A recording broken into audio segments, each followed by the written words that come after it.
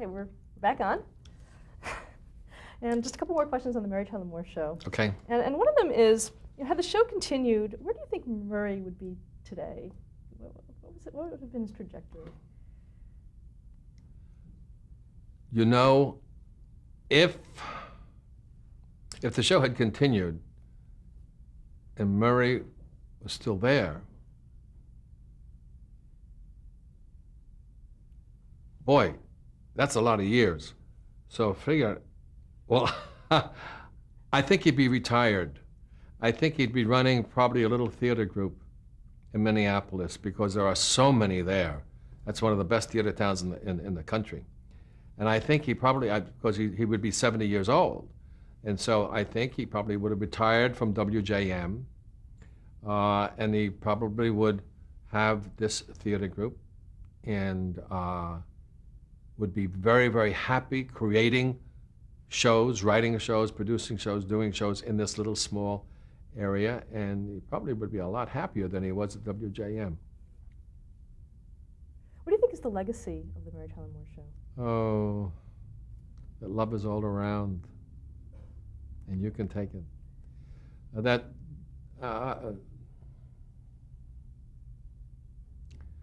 know. It's just,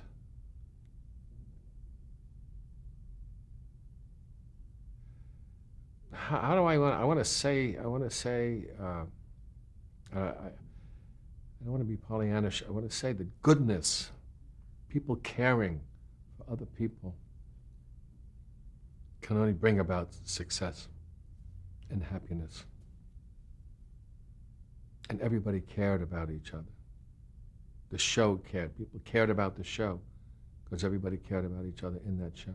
You couldn't wait to see those people week after week. I used to feel that way about the Jack Benny show and certain Burns and Allen and certain shows. And that's the ingredients of people that care about each other, or who can act caring about each other. But I think you really got to have it there. And it was really there in that Mary Tyler Moore Show. And that's what made it so special. And you know, I've often said, in those 7 years, everything that happens in life happened. Babies were born, people died, people were divorced, people were married. Everything that happens in life happened during those 7 years to somebody in that whole group, even the people you didn't see, you know, to help make that show go. And love wins out. What did you want to do after the show ended? Me? I was going to put my nightclub act back together. So I had a nightclub act, my wife and I, and we traveled for the Fairmont circuits and all that. Because I love being out there in front of people, see? And as soon as it ended, I went back to my home in Palm Springs, and we started to piece things together, see what we were going to put, old stuff, new stuff, putting an act together. Because, you know, to me, 7 years on television, the best thing, and how am I going to top it? And then my agent, they came up with 3 other projects, and they were all negative in some kind of way. One was a Western pilot, and I was going to play Murray Slaughter in a cowboy suit. I said, that's not going to go. And there was another one, a big hour-long show took place during the Depression. It was 1 hour long, and that one smile, it was very depressing. I didn't want to do that. And then another one came up about some people that fell off from society. Jimmy Carter was president then, and they were knocking him, and I didn't have anything to do with that. My agent called and said, Aaron Spelling wants you to do this thing called The Love Boat. He said, I think it sucks, but you want to read it? I said, sure. So he sent it over, and I took it down to Palm Springs, and I started to read it. I said, this thing could go. This is a very commercial kind of thing. So I had my wife read it. Thought the same thing. Knowing what it was about, I asked my young gardener, I said, he told me about his children, would you sit with your children, would you watch a show like this? He said, yes, I would. Sheila McRae, this fabulous actress, was visiting us. I said, Sheila, what do you think about it? It's good. So we decided to do it. How was it described to you? Well, all that it sucked. That's the only thing I heard, you know. I said, The Love Boat, that sounds like something Doug MacLeod did, you know. It just sounds like one of those things. And then I started to read it, and it was like Love American Style.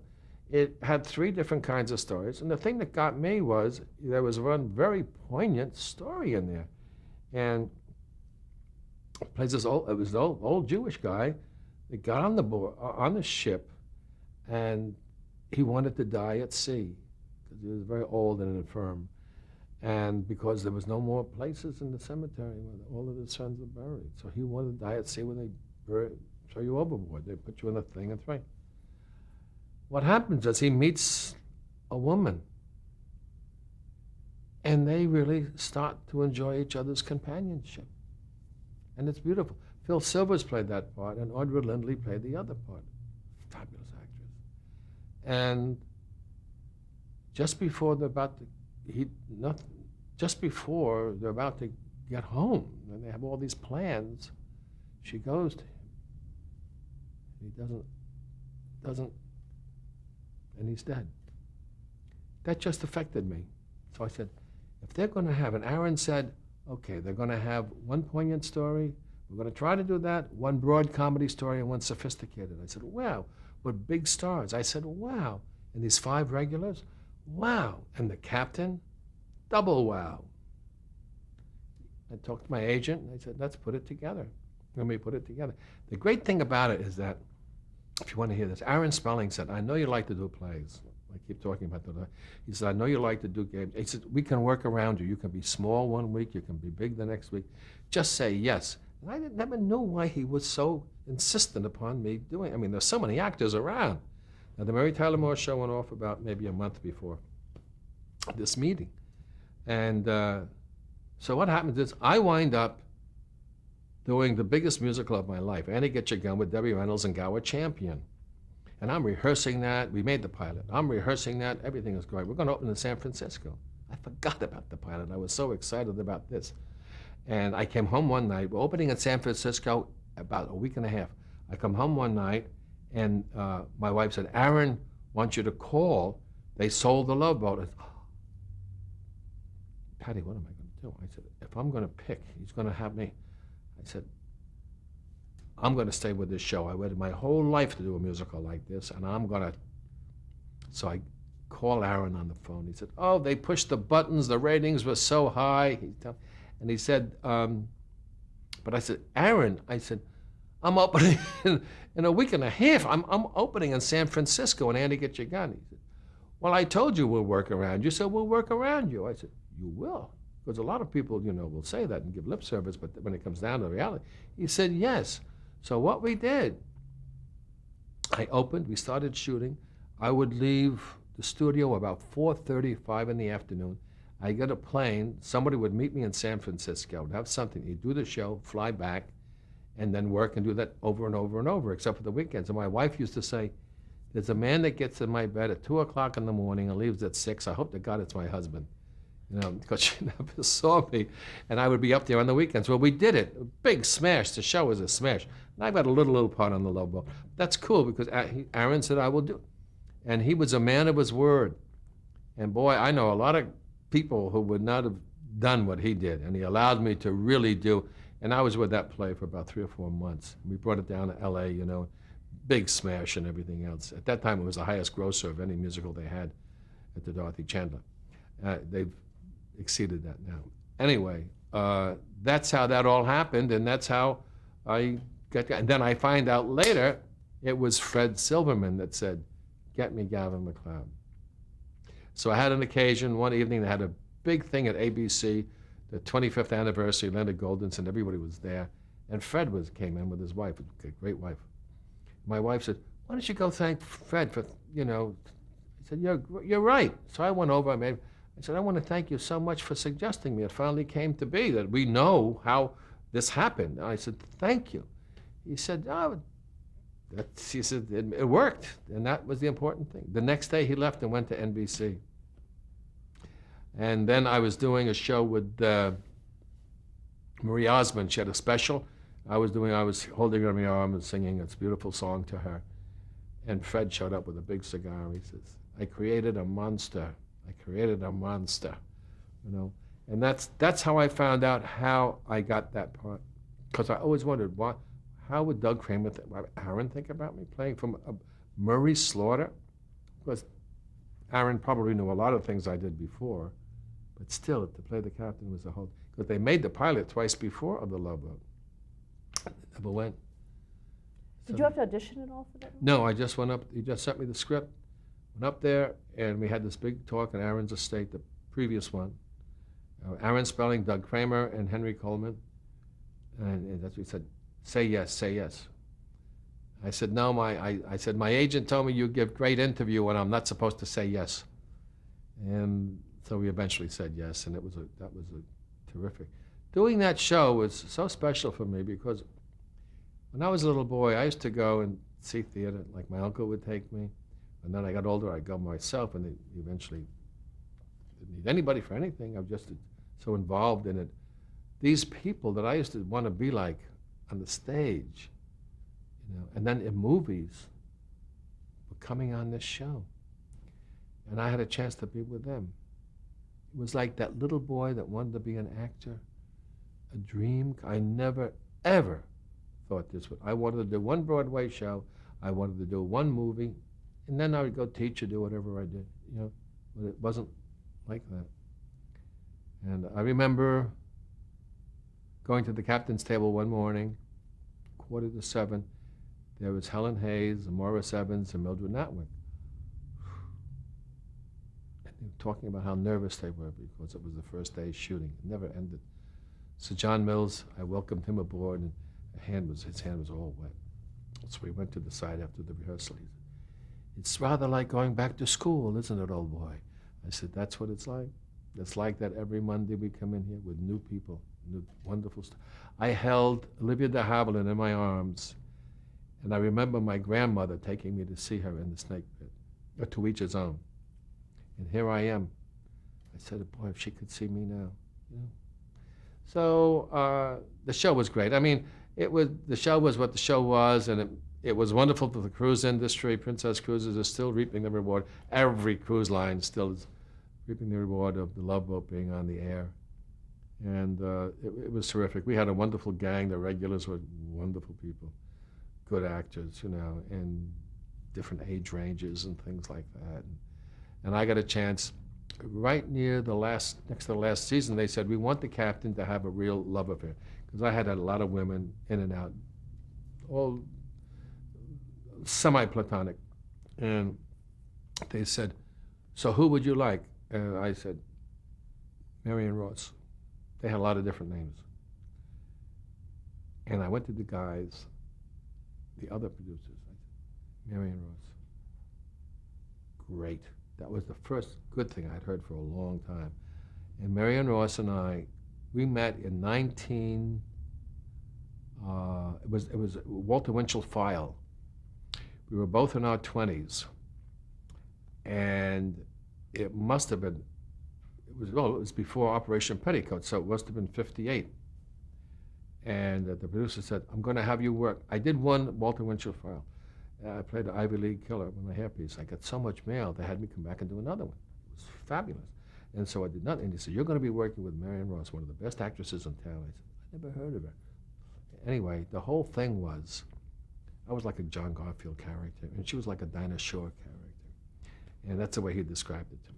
Anyway, and the first scene we were going to have at 6:45 in the morning was a scene where, in the old days, it was like we had almost had a very intimate relationship, physically. What we did then was, I would sit on the floor, open my shirt all the way down, with the sleeves all rolled up, everything open, and she had a bare arm with like a little negligee, and they said, Gavin, this is Marion Ross. Marion, this is Gavin. I said, hiya, Marion. Let's rehearse the scene. Okay. So I had to start going up her arm, kissing her, going up her arm and talking to her like this. We were in our 20s. I can't tell you, it was so erotic. We still remember that moment. It was the first, we said hello, only in Hollywood, hello, and then you start early in the morning. And so when Operation Petticoat came about, I saw, and we had a great session on that show. That Marion was one of the nurses, and I was the little yeoman. And then we became friends again, you know. None of that of the arms and stuff, but just good friends. Cary Grant took a few of us out one night, and she and I were together. And then to be able to, then with her Happy Days, I can't remember everything that we did together, but Happy Days, and then and The Love Boat, and then her being able to play the love interest for the captain. They bought it, and it was so good. She's so wonderful to act with, and so I didn't want it to end. And so at the last episode of The Love Boat, she and I got married. So my wife came down, Patty, to watch the ceremony. My friend Jan married us. The one that was with me when I changed my name, way back then, I was never able to get anybody on The Love Boat except the last episode. He played the minister. And so he married Marion and I, and my wife was there, and we all had cake. It was just a wonderful. I said, come on, we got to. So we went on the road together and Never Too Late. And Marion and I played husband and wife. Patty played the neighbor, and Jan played another neighbor, and other people. We went on the road doing that again. And then when she did Brooklyn Bridge, I almost went crazy. She was so brilliant in that piece. And then she did the movie with Shirley MacLaide. She's just one of my favorite actresses. And I just hope she lives forever, because she's wonderful. Let's go back to The Love Boat and actually your character of Merrill Stubing. Can you describe him? Well, he changed. You know when I told you before about how the 25% and the 75%, it never dawned on me to describe it like that, except for today. That's what happened in that case. He was originally described as the most feared man, you know, in the Atlantic and the Pacific. And they painted this picture of this guy of being so difficult to deal with and so commanding. And so the first time you ever saw him, they would say, oh my God, it's going to come. We got this new captain and so forth. And so they described him as coming up in the golf court. I said, I want to wear sunglasses, because when you wear sunglasses, people can't see your eyes. You don't know what's going on. So I played this guy the way it was written, and he was very tough. He was almost mean. Now, when they bought the series, he said, you can't have a mean guy coming in week after week after week into people's homes and bedrooms and hospital rooms and things like that, you know, wherever a television set is. You've got to make him nicer. So we slowly started to evolve him into being a father figure, with a nice, caring, strong father figure. And basically that's what he became. And it was fun to play. They gave me interesting things. It was not like the Mary Tyler Moore Show, but for what it was just fine for what it was. And it really did a lot for us in every way, shape, and form. You know, the money was great. I mean, the study employment was incredible. I mean, all those years traveling all over the country, all over the world, first class. And all we had to do was know our lines and hit our marks, as Spencer Tracy used to say. And it was just a wonderful experience. On top of everything, probably to me, meeting these people week after week after week after week. And then after we had our 1,000th guest star, which was Lana Turner, and I had been on cruises with a lot of these people, we had a big function in Century Plaza, and Ted Knight was there, and he said, there's more people here than there are at the Oscars. You know, it was fabulous. But they had a film, they showed a film of all the people that had done our show who had passed away. And you just couldn't believe it. You just couldn't believe it. And it was very sad and a grabber, you know. But the party was great. My wife loved it, because here we are with Mary Martin at our table and Ginger Rogers. And Mary Martin I fell in love with when I was in high school, when I saw her in South Pacific.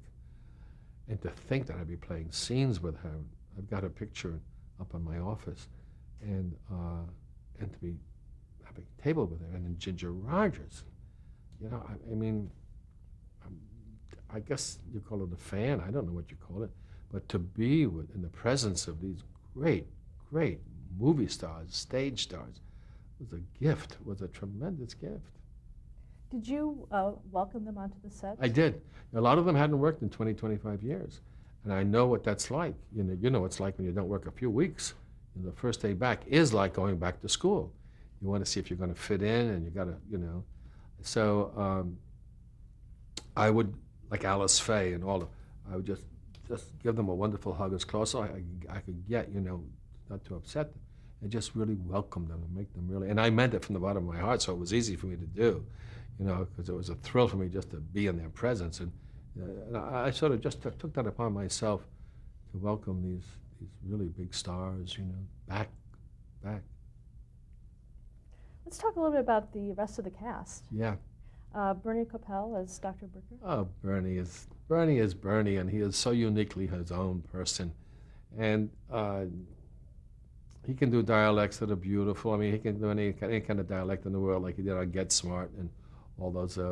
That girl, he had a nice track record. He was next to me as far as age went, and so they really, as far as the concept of the show in relationships, they had the doctor and the captain close, because they could share problems and things like that with each other. That we had hit some very interesting things, but you had to watch it week after week. The captain was an alcoholic, and he was a recovering alcoholic, so he never drank alcohol. But you had to be there to see those episodes, and when Ray Milland was there with one, that's when they really got in to talk about it. And with Raymond Burr, we really told Raymond Burr, because Raymond Burr played a guy really with an alcohol problem. But you had to watch it. A lady, if I can just interject this, we were in New York one Sunday, we were going to church, and some lady goes up, she says, "Murray." I said, "Hello." She says, "You're the captain now." I said, "That's right." And she says, "I want you to do me a favor." I said, "What's that?" She says, "When you go back to California, I want you to tell your writers something." I said, "Uh-oh, here it comes." She said, "Tell them I love the messages they're giving out because they cover them with cotton candy." Thought about it. I said, there are little messages, little things, not turkey platter time, little things, and they are covered with cotton candy, so you hardly don't know. Aaron never wanted to make the scenes too long because people don't want to concentrate too much, and they want to come home, take the shoes off, just sit back and travel with that show and see the old people and get caught up with the regulars. Did I answer? I went off on the woman tangent. We were talking about Bernie Coppell. Anything else? So Bernie is wonderful. Bernie is absolutely wonderful. And he's just had a second child. Yes. And forever the doctor. And he's done more I think, for doctors' sex lives on cruise ships than anybody. And it was great, Well, I have to tell you one thing, but he's always been crazy about Juliette Prowse. And she came on the show, and they made her one of his, either an ex-wife or something like that, so he could have scenes with her, and he couldn't believe it. He was so thrilled about it. He's a wonderful actor and a great guy. Fred Grandy? Fred Grandy is one of the most intelligent men I ever met in my life, and consequently, in his own area, very creative.